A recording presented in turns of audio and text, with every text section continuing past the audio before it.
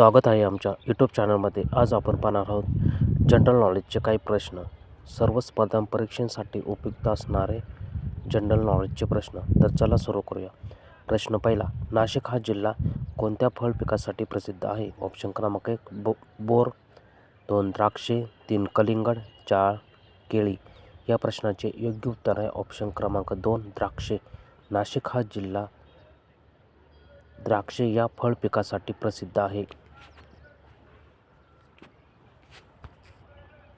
प्रश्न क्रमांक 2. जळगाव हा जिल्हा कोणत्या फळ पिकासाठी प्रसिद्ध आहे? ऑप्शन क्रमांक 1 बोर, 2 द्राक्षे, 3 कलिंगड, 4 केळी. या प्रश्नाचे योग्य उत्तर आहे ऑप्शन क्रमांक 4 केळी. जळगाव हा जिल्हा केळी या पिकासाठी प्रसिद्ध आहे.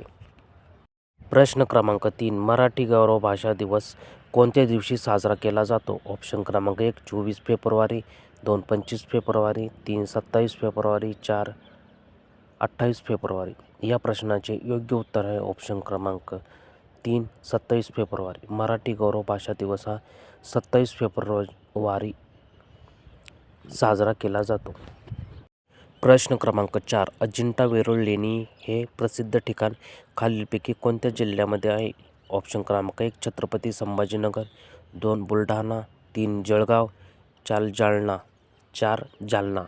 या प्रश्नाचे योग्य उत्तर आहे ऑप्शन क्रमांक 1 छत्रपती संभाजीनगर. अजिंठा वेरूळ लेणी हे प्रसिद्ध ठिकाण छत्रपती संभाजीनगर या ठिकाणी आहे. प्रश्न क्रमांक 5. उल्कापातामुळे तयार झालेले लोणार सरोवर हे खालीलपैकी कोणत्या जिल्ह्यामध्ये आहे? ऑप्शन क्रमांक 1 छत्रपती संभाजीनगर, 2 बुलढाणा, 3 जळगाव, 4 जालना. या प्रश्नाचे योग्य उत्तर आहे ऑप्शन क्रमांक 2 बुलढाणा. उल्कापातामुळे तयार झालेले लोणार सरोवर हे बुलढाणा या जिल्ह्यामध्ये स्थित आहे.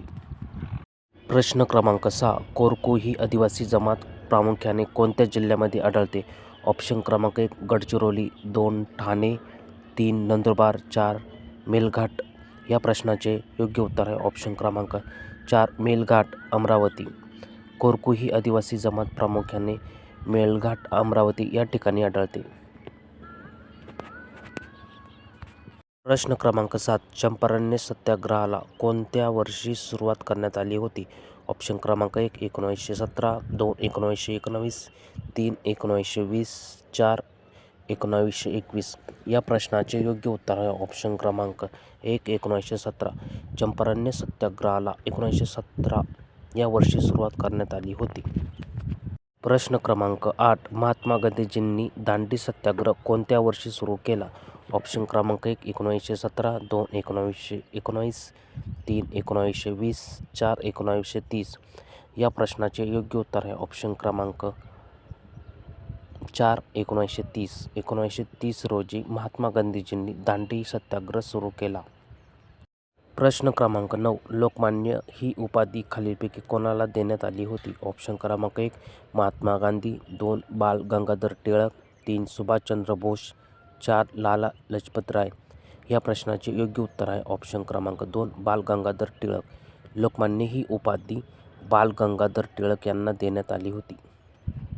प्रश्न क्रमांक 10. स्वराज्य हा माझा जन्मसिद्ध हक्क आहे आणि तो मी मिळवणारच हा नारा कोणी दिला होता?